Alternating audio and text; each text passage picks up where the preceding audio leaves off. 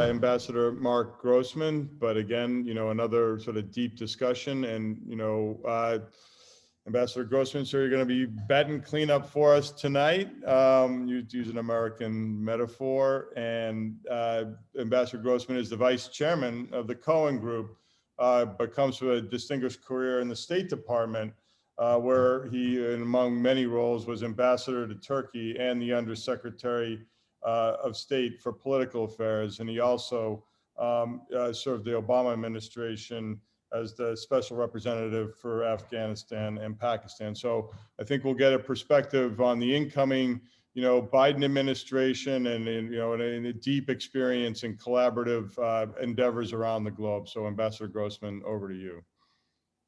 Greg, thank you very much. And let me thank all of you for the invitation this evening. And what an honor it is to be on this panel with Dr. Mariah, Professor Mariah, and Admiral Blair. I'm not sure with such leaders in the field what I have to offer, but I'll do my best to kind of meet the task that Greg has given me.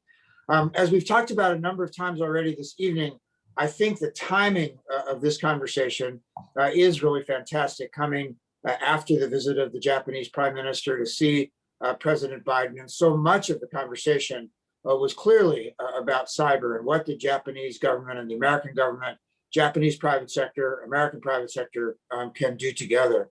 And so what I wanted to do this evening is, first of all, to meet the assignment that has been given to me, which is to focus my remarks on Washington's cyber policy priorities and the opportunities for the United States and Japan and multilateral cooperation on cyber. But I think first, before we do that, it's worth stepping back just for a moment and talk about the geopolitical context in which this whole question of how to shape the US-Japanese cyber cooperation is taking place. And both Admiral Blair and Professor Mariah talked a little bit about this, but I'd like to focus in on one thought for you. I think what's happening is that the cyber conversation is taking place in a very important time when there's a shift, as those of you who watch the United States can see, from a focus on counterterrorism to this focus on great power competition. And so that's the conversation in the United States at the moment. That's the conversation inside the administration. And I think what we see is cyber policy being debated and created inside of that geostrategic set of questions. And I think President Biden's decision on Afghanistan, which we just saw earlier this week, is a key indicator of that. As Greg said, I had the good fortune to be the special representative for Afghanistan and Pakistan. So let me just take a moment to thank Japan for all of the effort that the Japanese government, the Japanese people have made in Afghanistan. As we've talked about a little bit this evening so far, it has come through, I think, in both the conversations that Admiral Blair and Professor Mariah talked about, is that you can see in Washington that a rising concern about China is one of the very few points where there's bipartisan agreement. And you can see it in the polling as well, that the US public increasingly sees China as a great concern for the United States and for our friends and for our allies. And so while the Biden administration may be kind of more measured and less rhetorically caustic than the Trump administration, I think on substantive issues, the relationship will continue to be confrontational. And you could see that in the conversation between China and the United States that took place a few weeks ago in Alaska. And as we have talked about already a number of times this evening, that nowhere in the US-China relationship is there more competition than in digital technology and the innovations that underline them. And so we've talked about companies like Huawei, which are now not just important in terms of the US national security conversation, but they are very important parts of the conventional metrics of state power. And I think also worth remembering is the role of Russia here. We shouldn't forget what the Russians are doing on the cyber side. When you think about the SolarWinds hack, the continued aggression in Crimea, who knows what this military buildup in Ukraine is all about. This is going to continue to be a very important issue on the agenda of the United States, and I would argue to you on the agenda of Japan and the United States as well. One key point that came up first with Admiral Blair, and then I think the very astute question that was asked about how to avoid escalation is I do think that there's an important place here to stop and make sure that we don't get involved in groupthink and think that the only way to talk about and deal with the US-China question is to think about military outcomes. Like Admiral Blair, I thought the building and rebuilding of US and allied domestic strength, first of all, and working with allies like Japan and other friends is obviously going to be key. So this doesn't have to be just a military conversation. And I think the cyber cooperation that we can find and the strength in our domestic economies and institutions enormously important. So let me make a few comments, if I could, about the Biden administration's cyber priorities, driven, as I say, by this geopolitical context. Biden has already signaled that setting what they're calling rules of the road for cybersecurity and tech issues will be a big focus of the administration. And while we're still in the early days of the administration, it's already had to deal reactively with the fallout of 2 major cyber attacks.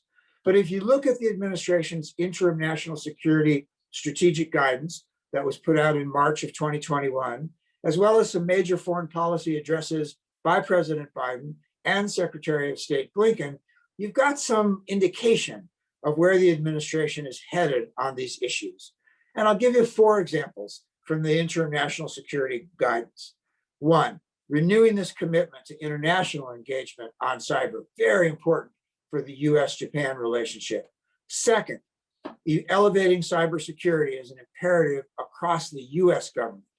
3rd, holding actors accountable for cyber attacks. And 4th, expanding collaboration between government stakeholders and the private sector. I'd also say that there's an important piece of the work that was done by the 2020 Solarium Commission in shaping policy for this administration, even though it was done before the administration came to office. And I know that many people on this call from Colombia, from other places, had a big impact on that report. But you can already see that some of the commission's work has been adopted, written into law, including, very importantly, the establishment of the National Cyber Director position, which former NSA official Chris Inglis has now been nominated to fill. I'd also say, you'll recognize my bias from having spent my life in diplomacy, is that the Solarium Commission also emphasized the importance of diplomatic initiatives in restoring American leadership on cybersecurity and cyber policy. And you can see some of those things happening as well. I think it was interesting, Dean Janow and Professor Mariah talked about kind of how to set the organization right, how to get inside of government to make sure these things go properly. It's true on the diplomatic side as well. And I think one of the things that those of you who follow this know, that in the House of Representatives this week, there's going to be a vote on a Cyber Diplomacy Act, which was originally thought by Mark Warner and then taken over by a number of his colleagues in the House, which would stand up a new State Department Bureau for International Cyberspace Policy. And the Bureau would be equipped to play a central role in implementing international aspects of this US cyber security strategy yet to come.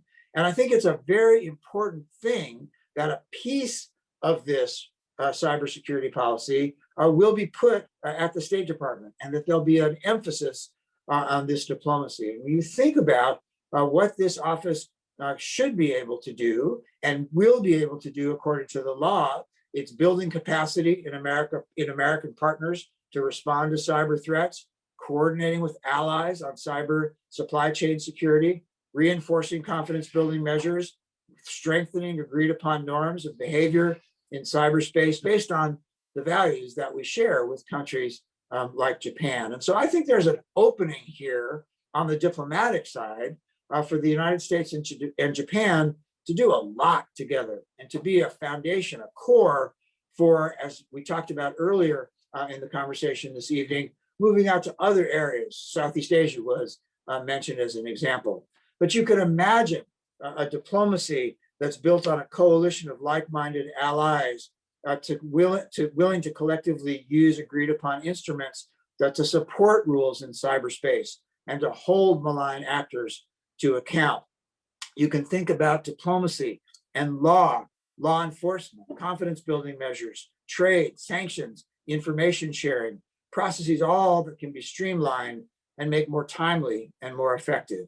I also think it's very important here. Japan and the United States could do a lot together to collaborate on enhancing cyber capacity of coalition participants. In other words, that Japan and the United States would form a core that would be able to do work in other countries in the region and in the world. And sometimes, using the work that we have done as test beds for cyber attacks. And finally, and our military colleagues will recognize this, but I think it's important in diplomacy as well, is that there's an opportunity to engage in exercises to improve and demonstrate to adversaries that the Japan and the United States are jointly prepared to respond, and that increases the capacity of deterrence. Second thing then, I think that's very much on the mind of the administration is this whole question of technology leadership in the world. And Admiral Blair and Professor Mirai both talked about it. Admiral Blair in terms of the technospheres, Professor Mirai in terms of what is going on around the world. But it seems to me that if you're in the administration today, it's impossible to talk about cybersecurity without thinking about the range of emerging technologies that are shaping cyberspace. And so competition between China and the United States will lead to this new paradigm. And I think, as Admiral Blair said, there may be some disengagement, two spheres.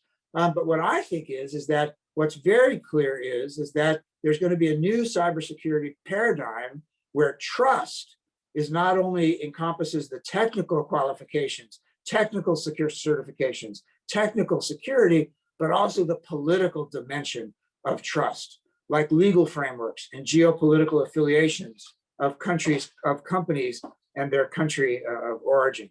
And you can see it in AI, you can see it in 5G, you can see it in semiconductor manufacturing and the microelectronic supply chains. Each of these issues and the policy questions around them are dominated by questions of trust. And I think this is going to be enormously challenging in the problems of 5G and semiconductor manufacturing that both of the two previous speakers have talked about. If you think about what's in today's headlines, and I'm not an expert in this the way all of you are, but I watch the headlines and I see that automakers are closing down because of chip shortages. I noticed that in March of this year, Bloomberg reported that China was going to boost spending and drive research into cutting edge chips and AI in its latest 5-year targets, where research and development spending up 7% annually, with a desire to cut their reliance on others like the Intels, like Samsung, like the Taiwan Semiconductor Manufacturing Corporation. And here, of course, there's a geostrategic question, just as Professor Mirai talked about, because it's Intel, TSMC, Samsung, they're the ones who are making advanced processors. The Semiconductor Industry Association of the United States, interestingly, said that 80% of global chip making capacity now resides in Asia. And Admiral Blair talked about the problem of American chips inside of Chinese military gear. And so as the administration sanctions Chinese firms and government labs and supercomputers that are used to develop these modern weapons systems, you've got this question of trust and supply chains right on the agenda today. Also, I think, as Professor Mirai talked about, you've got the importance of geography, which is to say Taiwan and South Korea. And so these questions are intimately connected to the United States Indo-Pacific strategy. And like Professor Mirai, I'd like to come back at the end to talk a little bit about the Quad. So you can see the outlines now of where the United States' vision on how to approach these issues is starting to take shape.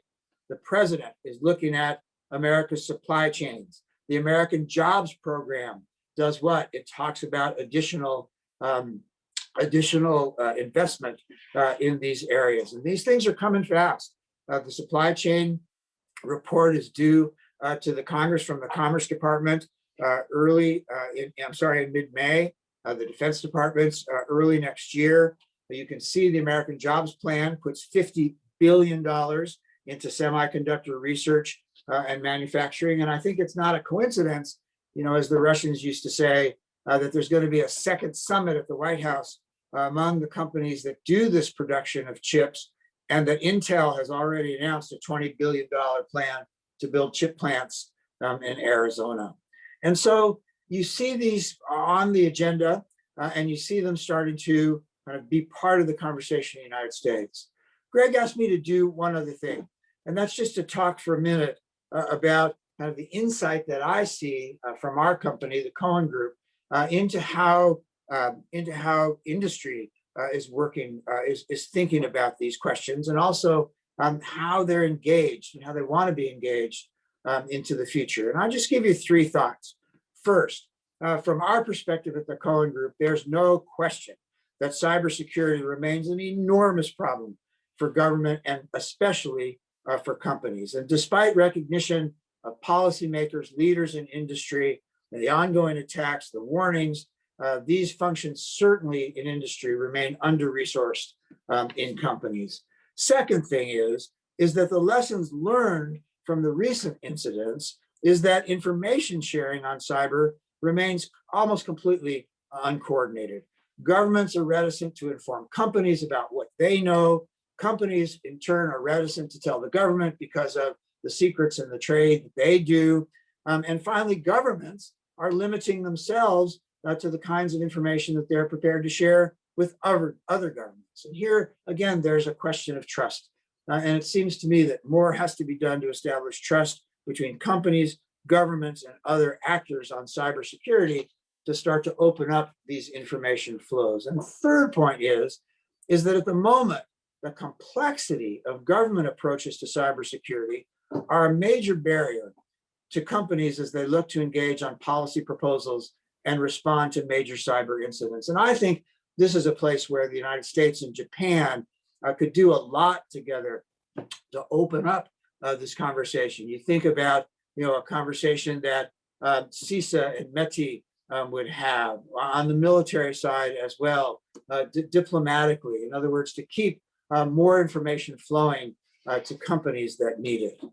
Final point from me, and that is, has been mentioned a number of times here this evening, what a great time to have this conversation because of the meeting between the leaders of Japan and the United States. I thought it was fantastic that President Biden and Prime Minister Suga talked about so much of the conversation, so much of the announcements were about these kinds of issues, enhancing cooperation on digital questions, ICT, a major theme of the joint statement, commitments to invest in 5G and technology for next generation mobile networks, the establishment of the Global Digital Connectivity Partnership to increase cybersecurity capacity. And so there's a lot that can be done to build on this momentum. I wanted to end with the point that Professor Murai was making, and that's about the Quad. And so I think that inside of this conversation that the United States and Japan are having, there's a foundation for expanding the conversation to the Quad. And the Quad, Australia, Japan, India, the United States, here's a forum where we could do a lot on cybersecurity. If you think about the Quad Critical and Emerging Technology Working Group, so they're at work, but there's a lot more that they could do. Design, development, uses of technology, all the things that will help us to protect ourselves and deter our adversaries. One of the things that you hear when you talk about the Quad is, well, do you think that this digital issue, cyber issues, will be a priority for the Quad? But it seems to me, when you think about recent Chinese hacks in India, Australia's ongoing experience with Chinese influence operations, the shared interest that we've heard about between Japan and the United States today, I don't see a reason why this shouldn't be a higher focus in the Quad. And I would say that one of those issues should be the point that Professor Murai was talking about, which is submarine fiber optic cables. And so a little bit like other organizations are starting to think about this, here's a question for the Quad. And finally, I think that, and it came up earlier in the question and answer with Admiral Blair, and that is how the United States and Japan can work together in areas like Southeast Asia and perhaps other parts of the world to kind of expand this conversation. And I thought that the question was a great one, and Admiral Blair's answer was a very important one. There are very positive things that we can do, and we ought to be doing. One of the things that really struck me in his answer was the investment in helping countries get the right technologies. And one of the things that is available to the United States now, which is new, is the Development Finance Corporation, which isn't going to answer China's BRI strategy dollar for dollar, that's for sure. But if you could take some of that impulse and finance from the Development Finance Corporation and apply it, as Admiral Blair discussed, I think you'd be well on your way for the United States and Japan to do some things in areas like Southeast Asia. So as I say, my job was to talk a little bit about what the vision is or the view is from Washington, D.C. I think the answer is there's a lot to be done between the United States and Japan. And I hope some of my comments will provoke some questions, and I look forward to your questions and your comments.